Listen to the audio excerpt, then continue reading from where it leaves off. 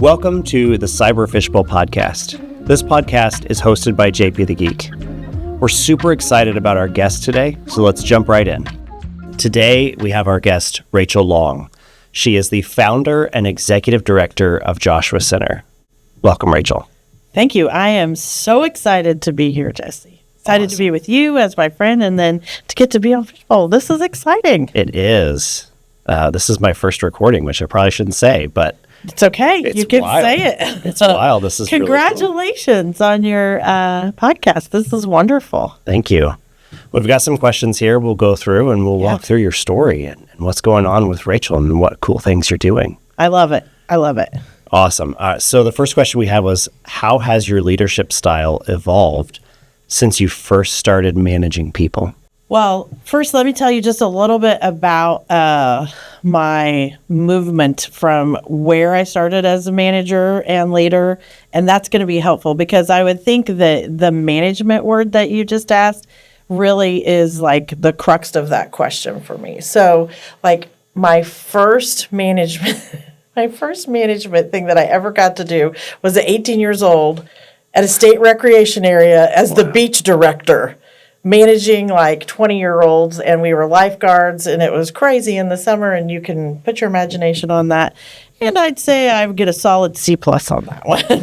And then this last one is starting the nonprofit with Joshua Center, the grief center for children and adolescents experiencing grief and loss. And so it has been, and guess what? I'm not 18 anymore. So it's been a wild, ride. Stuck at 26, right? Of leadership. No, I am the big 50, and I couldn't be happier about it. I feel like I'm getting closer to being a grandma every day. So that makes me feel very happy. Yes.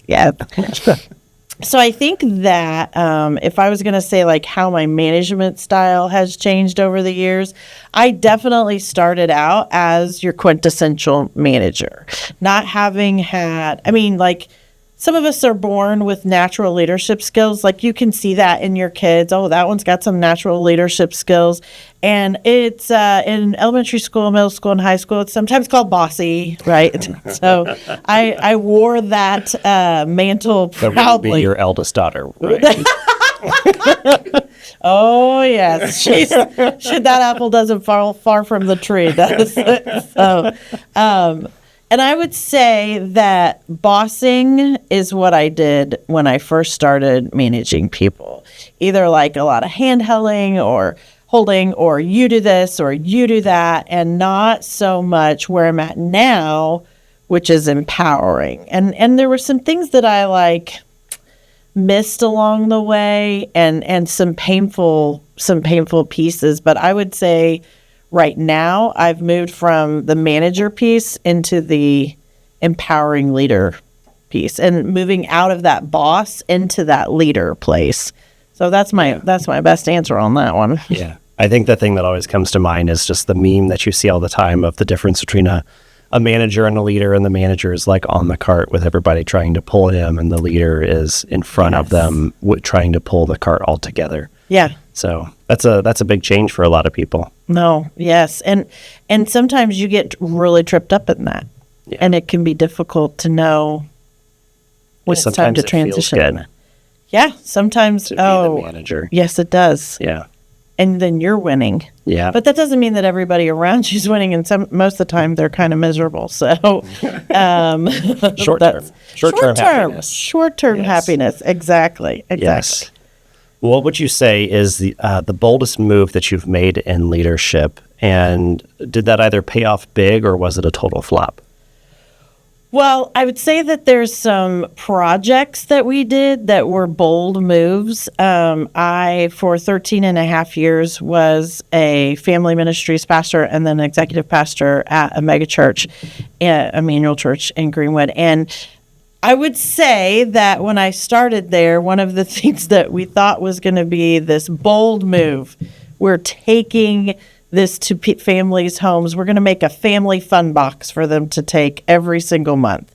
And the first month, it flew off the shelves, like this free box of fun things to connect with your family. And then by the time we got to the 5th month, it was blah, blah, blah. And people just, and then I looked at my own house, and there they were sitting on like the counter, just lined up. And that was kind of a flop. Now, that being said, there were some really good things that came from that, because I learned that, like, just because it's a good idea doesn't mean you have to invest in it. Mm-hmm. It doesn't, and it can be a great idea, and it's not for that season or not for that time. Yeah, I think that's one of them. And I think the one that I think of as, like, if I look at my whole body of work as a leader, that was a great success, that was a big risk, was at that church. We were in a season of a consumer mindset, and there needed to be a radical change in our serving there. And when we, as a team, so yes, I led the team, but there were multiple people who had a huge hand in this, switching it from, this is what I get out of my church when I go, to I'm going to make a big impact, and switching to the impact team, and then building a culture of training and acknowledgement and refreshment for impact team members, and helping vision cast how that could be, and measuring and having metrics for growth in our impact team. And the impact team soared and was over 2,000 people across all of Emmanuel's campuses. But that took several years. So that bold move to say to people, we're going to call you into more when you're going to church, because a lot of people come to wherever they go to church to be fed. And so then saying, but actually you're going to give back. And now I think if you interviewed someone within that organization, whether it's a staff member or someone who goes to that church, there is an expectation of serving within that. And not a bad expectation, but that was a bold move to, as a middle management person at that time. It wasn't like I was the lead pastor. I was over families and impact and missions at that time. And so to make that move, if that would have failed, it could have cost, a lot of attendance and hurt people, which is even more not what I want to do. Yeah. So I would say those two stick out to me as, like, this one was like, we're going to use this $2,000 we got and make these family fun boxes, and it's going to be amazing. And then the other one, really went well. Yeah, I think what stood out there for me was hindsight. It's amazing what you see later on in life, whenever you're looking back on the things and learning from those experiences. I think is just massive. That never stops as a leader, does it? No, it does not. You always make better decisions later, because then you can recall something that you did a long time ago, and it just comes in a whole different light than it did at the time. So there's definitely stuff that comes with experience that just can't be taught. Have to be learned either the hard way or the easy. And if you can learn off other people's experiences, that's really great too. Yeah, for sure. What would you think is the strangest or most unexpected source of inspiration that's shaped your leadership style? Well, I read a lot of leadership books. So leadership, how do I want to say this? Many times leadership is competitive, right? Mm-hmm. We're all in our own industries, and we all have our own industry standards. So we're all trying to do the best or reach the top. I mean, that's what entrepreneurs do. That's what leaders do. They keep pulling or pushing, depending on how you're going, people forward. And so I would say, like, the oddest one is a book that was written in 2012 by Joel Manby. And for me, this kind of got me on a different trajectory in leadership so that you're still competitive in the industry, but you're collaborative and caring within the organization. And it was called Love Works. And of course, it's been in reprint now. And but it used the principles from the Bible, from a verse that you use in the weddings about love is patient, love is kind. Many people have heard that verse before, and put it into leadership. And I learned things like praise in public, correct in private from that. I learned things like, I want you to, instead of saying, why are you doing that? We don't do that here.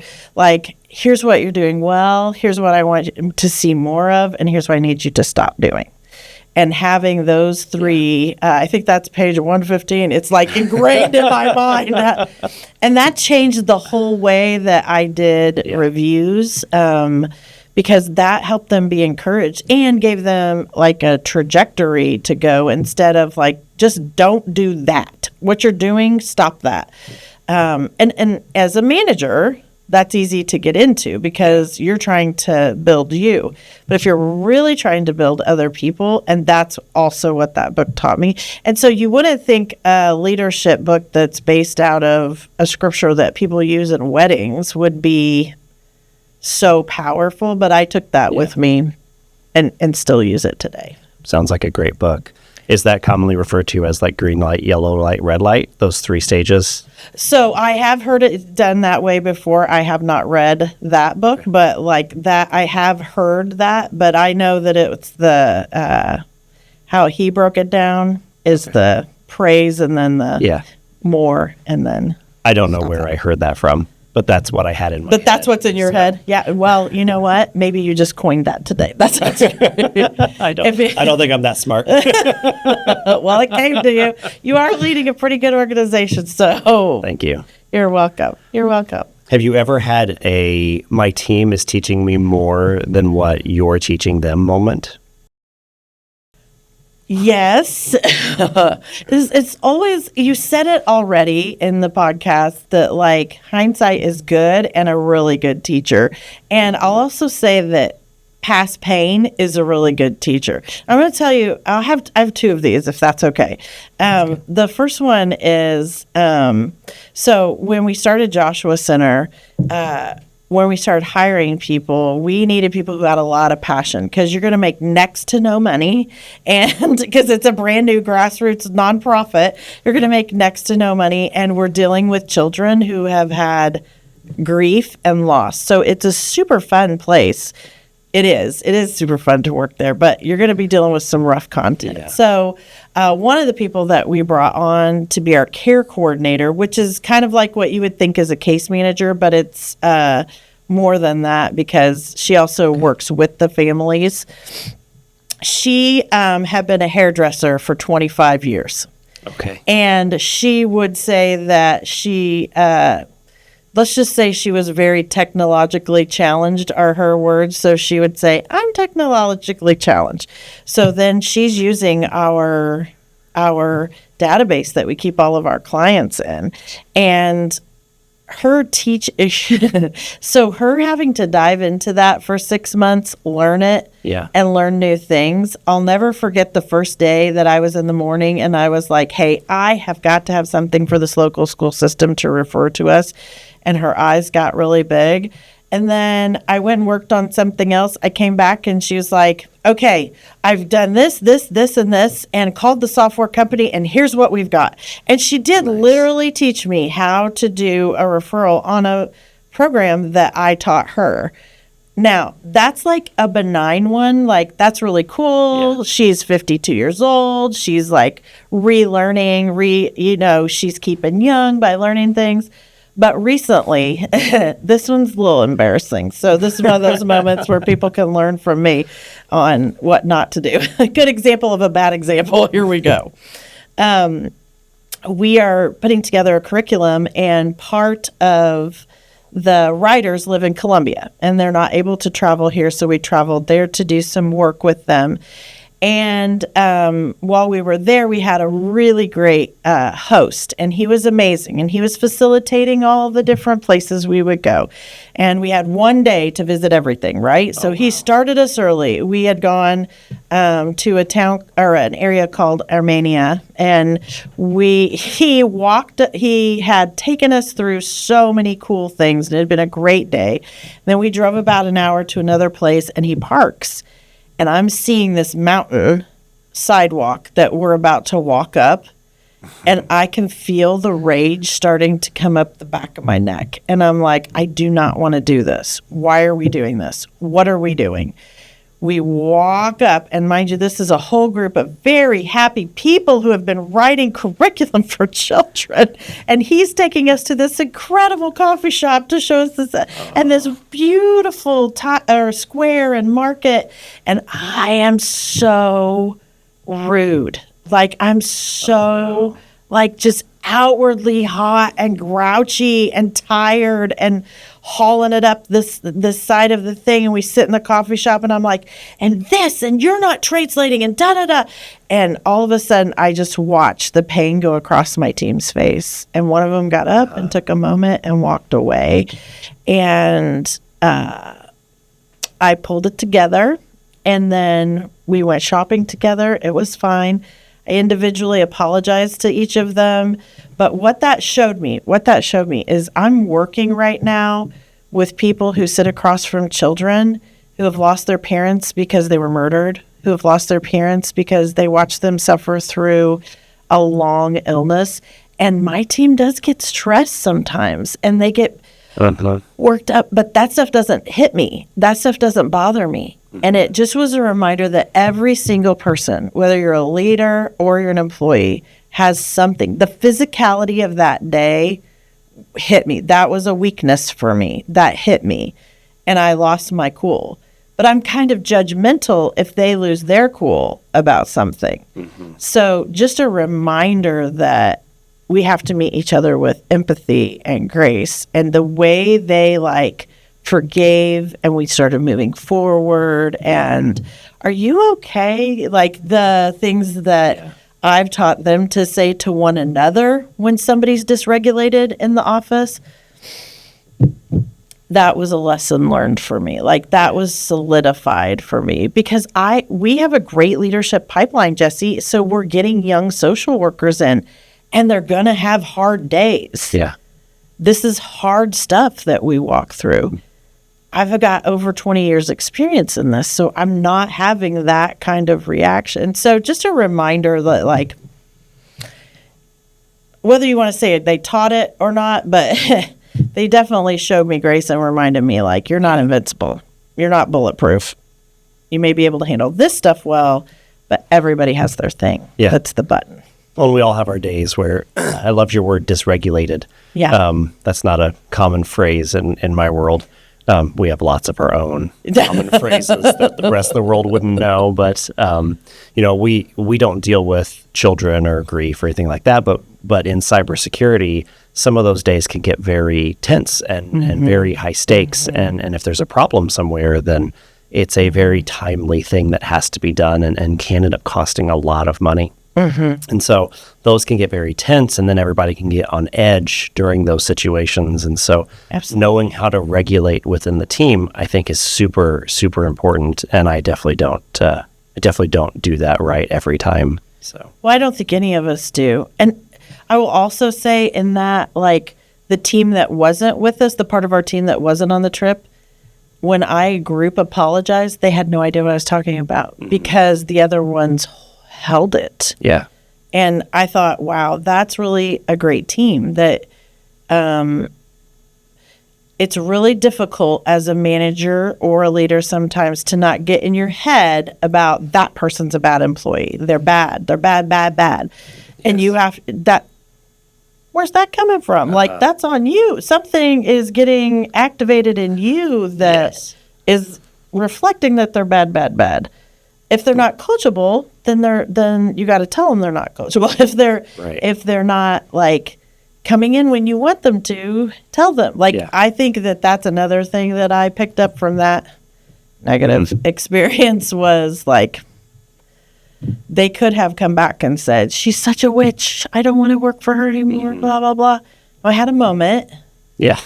And they'll have moments, and we got to make space for the moments for everybody. Yeah. I really liked what you said there about if they're not coachable, maybe you just didn't say anything.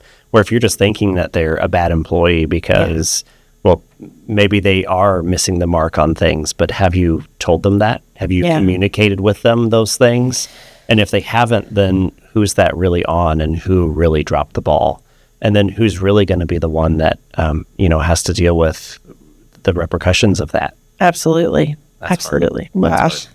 Yeah, leadership is fun sometimes. Yeah, it's not for the faint of heart, is it? It is not. It is not. Oh, goodness. Well, I think we hit on a couple of those questions there.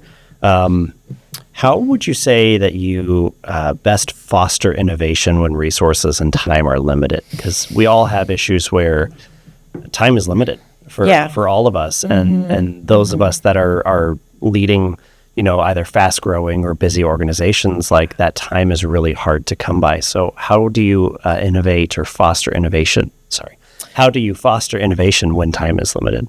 Yeah. And I would say that's a really good question for an upstart, but it's also a really great question for when revenue's good and time is what you don't have.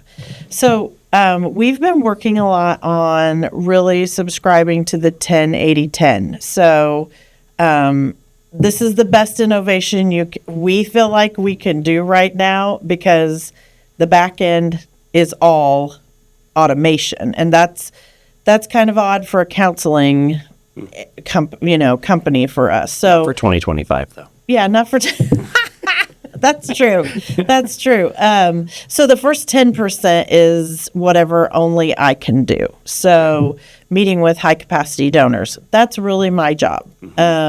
Meeting with new possible community partners in different counties that we're going into, checking the curriculum and then pulse checking the staff. Those are kind of my jobs. 80% of the job can probably be done by your team and probably better than you if your hiring practices have been in alignment. Sure. So I've got a clinical director. He has more experience than me in social work. For sure he does, over 20 years. So him supervising our incoming, I'm great at teaching him the soft skills and how to relate to clients, but he's really great at the therapeutic side of it. Yeah. So I'm not going to step on his toes and do that. But even more than not stepping on his toes, I want him to do this. I want that. Yeah.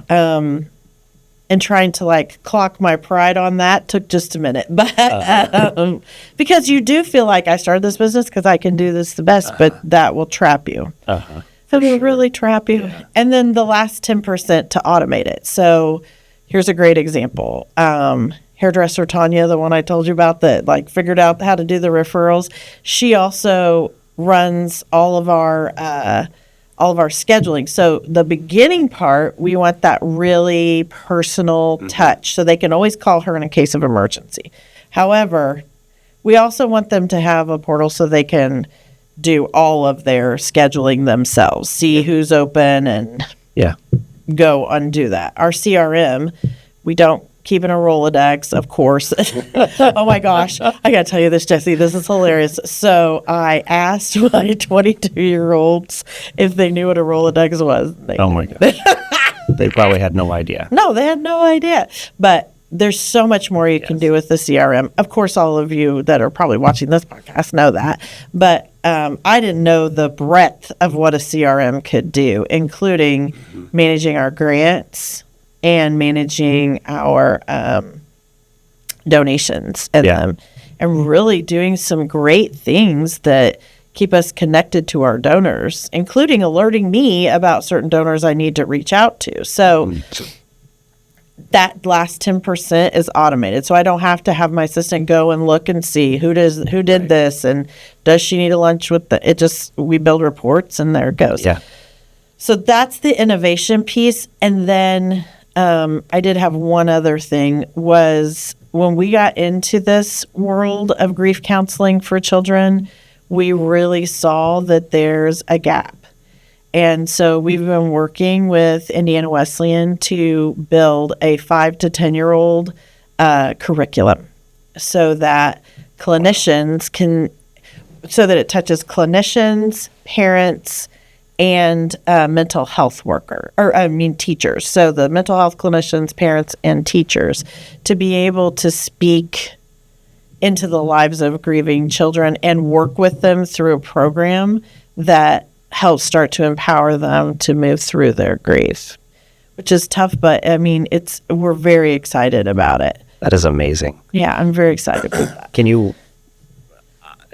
You're building curriculum.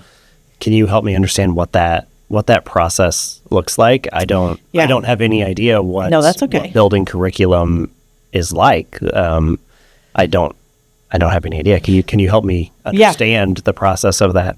Yes, and I would say it's like you find a theory that works for the demographic that you're serving. So we have a grief theory that we've selected, and we are under trademark. So nice. So we have taken the grief theories can't be trademarked, but the curriculum built off of it can. So there's multiple grief theories. This one works really well with kids because it's kinesthetic, which means movement, and it focuses, you look backward, so you measure backward in it, and then you go forward. And it's called Froggy Feels Better. And that's the name of the curriculum. And it helps children look at where they've been resilient. Even if you have a 5-year-old who's lost a tooth, and that's the only thing they've lost, well, let's think about that. A body part fell out of your face, and here you have this. And it can be a little scary. And so we say, okay, now you think, how's that helpful if their dad died? The things they used to get through that, even if they are tiny, are what we're going to use to help build the resilience now. Okay. So equipping them, building them up, because you feel pretty dejected and helpless when you've lost someone you love, or your family's gone through divorce, or you're navigating foster care, or your parents incarcerated. It can feel really helpless. And then as we move through each of the tasks that the child does, they build their toolbox, and it never hurts the same way. We tell them, you're going to miss your so-and-so, or you're going to miss this marriage the rest of your life. And it's not always going to hurt like this, because we're going to help. And you can see the relief come over them. We can't promise them they're not going to have bad days, but we can give them every opportunity to succeed. So you take the theory and make it practice, and that's how you build the curriculum. And the one we're working on has 4 tasks of mourning. It takes about 7 to 10 weeks to work through that with a child that doesn't have any other underlying pathologies or like extreme circumstances. Because sometimes it takes a lot longer, and sometimes kiddos will need ongoing support. The one thing that's really important when you're building this kind of curriculum to remember is that children are not little adults grieving. They grieve completely differently. So, and it's a protective mechanism in the brain, right? So they can only grieve up to their cognitive level. So they only know what they know. How we tell the kids is, nobody's asking you to do long division in kindergarten, right? Right. So your brain is also saying, I'm not going to ask you to grieve like your family member who's 28 years old would grieve. We're going to ask you to just grieve as a 6-year-old would. Wow. Now, when they don't know what they don't know, so when they hit 9 and another developmental age jump, wherever that is, for them personally, they'll regrieve. And although it's very sad, it's also really cool to see them come in, have a couple of sessions. Oh, yeah, because remember, we built all that resiliency, and now they've come through that developmental stage, and they're ready to go to the next one. And so that's the other innovation that we're working on, is just looking in our specific industry and saying, oh, yeah, there's a gap here. And we maybe can't fill it, but we can at least put some sand in the hole. Like, we can at least try to bring in some of amazing. it. Thank you. I was going to ask, so 7 to 10 weeks seems short. And so I was curious, like how long does that aftercare typically last? Is that kind of like a forever thing, or at least until they're into adulthood? Yeah, well, the 7 to 10 weeks is really a type of triage, and I should have said it like this: 7 to 10 sessions. Okay. So at the beginning, we block 4 sessions and then start to spread the other ones out. Okay. And the hope is that wherever they're at in their development right there, we'll cover that time frame, like that developmental growth. Okay. And then they can come back for the next one. Now, this is true. The industry standard by the National Alliance for Grieving Children is 29 and under. You will have re-grieving up to that point. Wow. And I wouldn't have thought that was true, but I lost my brother Josh when I was 29, and it definitely was still derailing. Mm-hmm. And I definitely can see that, like, my development was, I still had 2 kids at that time, but I can understand why they're saying that. Yeah. It used to be 25, they said by 25 you're ready to rent a car. Exactly, because your brain is all together. Is our brain ever really all together? I don't know. But yeah, so that's, it is ongoing. It's really sweet. We do a little handshake at the end and say, so you're going to come back if you ever start to feel like that again. And they know. Yeah. Unfortunately, they're going to know when they are grieving again, and they need to get that out into mourning, and working and getting out in the morning is like releasing. Yeah. I feel like a lot of things really change in your 30s. And yes. I know that's not just me that thinks or feels that. Right. But a lot of things I feel like really shifts in your 30s into what I would consider more real adulthood. 20s are more fun, a lot more carefree, a lot faster and more fluid. Yes. But I feel like once you get into your 30s, things really start to settle down and solidify, and your mental well-being starts to kind of solidify, I feel like, along with that. I think so too. And I think you get a couple of decades, and being 50, I'll just say it feels even better now. Nice. And I know a lot for women that changes a lot and that sort of thing, but I can tell you it feels a lot better now. And again, it goes back to the measuring backward to see the resiliency. Like back here, if I can overcome this, I can overcome that. Yeah. I know that didn't take me under, so I can keep going. Yeah. It is amazing how, as a leader, like the things that we do and the things that we have to deal with never seem to get easier. Everything just seems to continually get harder. The bigger you grow, the more problems you have. The old saying, more money, more problems. Yes. All of that, like it all continues to scale with you. Yeah. And there's so many times where I look back on experiences and past, sometimes just past managers, past leaders, and the things that they taught me, and being able to use those for the things that I have today. Yeah. Are really completely, can't think of the word right now, but no, it's invaluable, right? It's invaluable to have that experience. It's you gained experience from other people's experience, and that's fantastic. Shoulders to stand on. Yeah, I think I've always been pretty good at learning that way. I don't like to learn things the hard way. I'd rather learn things the easy way by seeing somebody else. So that's a very admirable quality. When people say to me, why reinvent the wheel? I'm like, because what if I have a better wheel? That is a fault. I should not do that. That causes a lot of work for a lot of people. Yeah, I was going to say, that sounds like a lot of work. It is a lot of work. It is wheel still rolls. Yeah. With the wheel, Rachel. But what if? Yeah, maybe. I don't know. I think that I've been... our organization has grown and changed so much over the last 7 years. And so there's been so many times where we try something different and try new software, try new, our tool's called a PSA that kind of runs our business, kind of like a CRM, but more focused on professional services. Okay. so many times we've tried so many different ones, and instead of just like really landing on one and really just putting all of our effort into that one and then running forward. And now it's like, I made the comment again today earlier that like we're never moving because we're to the point where we're investing so much into this one, and there's so many things to it. There's so many pieces that are interconnected with it.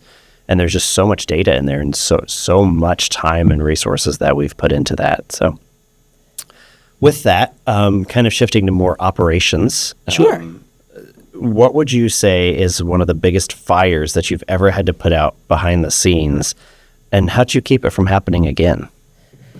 Well, I'm gonna focus on Joshua Center for this one. This one's a little heartbreaking too. So when there's a fire here, it's bad. Yeah, it's a person. Yeah. So recently we had a client that had that was having a mental health crisis in public. And the family had called us, and there was misinformation, and the person that we sent out to go meet her was not a field person, but it wasn't how do I want to say it? Like, we didn't know what was happening until we got eyes on it, is a better way to say that. Yeah. So when we got there, there were some measures that had to be taken that were really, really hurtful to the individual, but incredibly necessary for safety.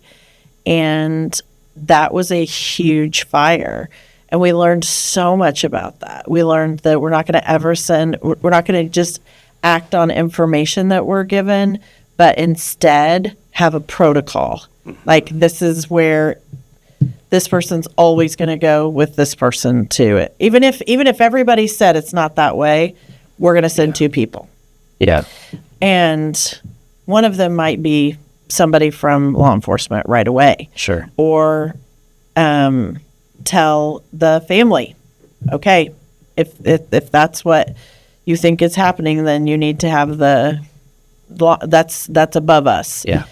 It wasn't on what was reported to us, but I can tell you we brought in some protocols. I never want protocol to be put over people. Mm-hmm. Like, systems can crush people as well as have them move really, really fast and be super successful. So finding that balance of, I also never want an employee in that situation again. Yeah. Because it was terrifying. So thinking through, how do you respect the client and the employee? And so for us, that fire meant putting in stricter protocols that leaned toward this, that recognized unsafe things and leaned towards safety of the client and protection of the staff member. I'm not talking about legal. I'm talking, nothing was off the books legal. Like, it was not anything bad like that. It was more the emotional toll it took on everyone. Yeah. And then ultimately we wound up not being able to provide services to that client anymore. So that was bad. It's hard. It was bad. I could never do your job, as we've talked about many times. Oh my I could gosh! absolutely never do your job. So. Well, thank you. I think that's a compliment. It is. Yes. I also, as you painfully know, could never do your job. It's fair. It's fair. No comment. Thank you for the perfection. That's hilarious. I know that I really appreciate what you do and the families and the lives that you guys are able to touch that not very many people can do.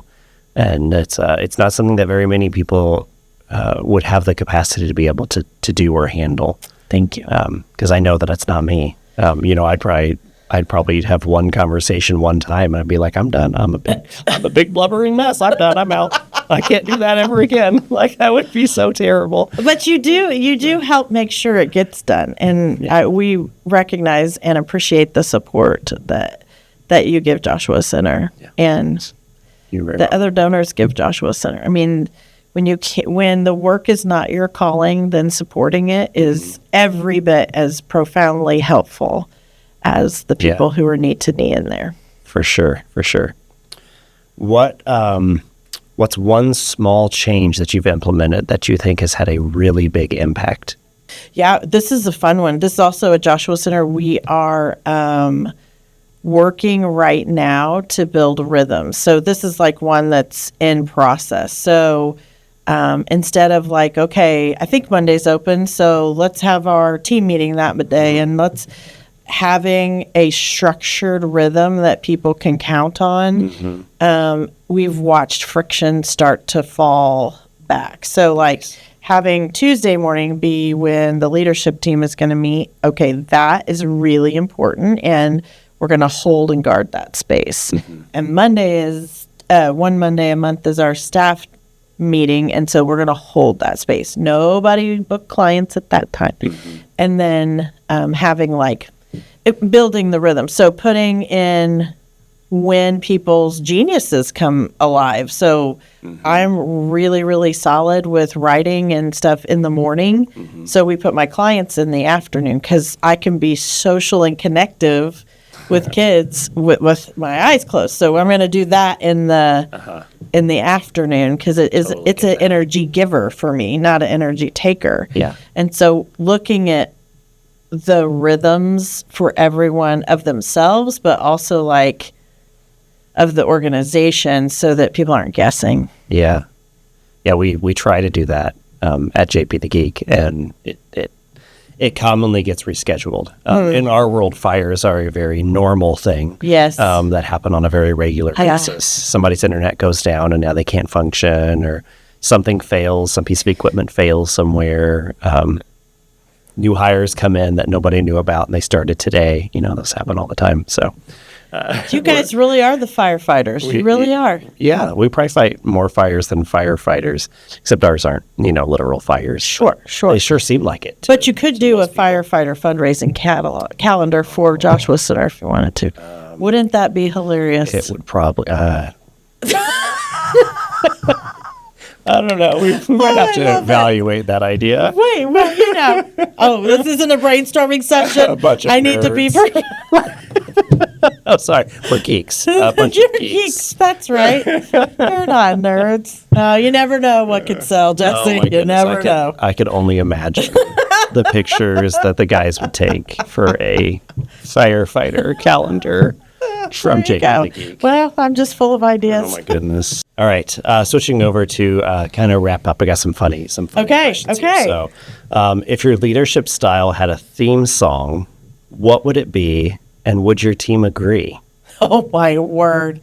I think my theme song always has to be something from Dolly Parton. So 9 to 5, but they would say, don't you mean 5 to midnight? Yeah. So, no, they wouldn't agree. But I mean, we always have to have a little Dolly to keep it spicy. I forgot how much you love Dolly Parton. I love Dolly Parton so much. You ever been to any of her shows in like Pigeon Forge? No.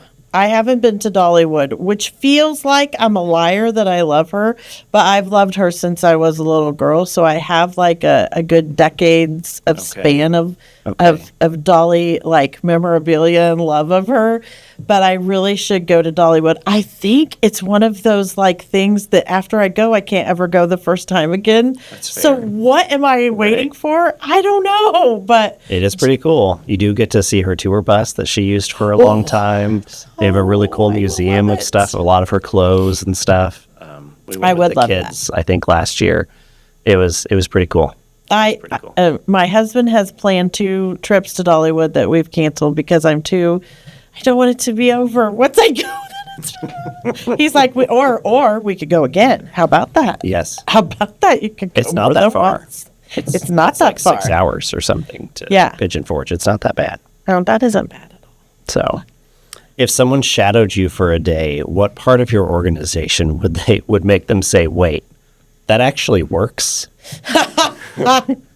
Well, probably now a frog retelling trauma because it's narrative therapy and counseling, and so they'd probably be like, "What do you mean a frog's retelling the kids' trauma?"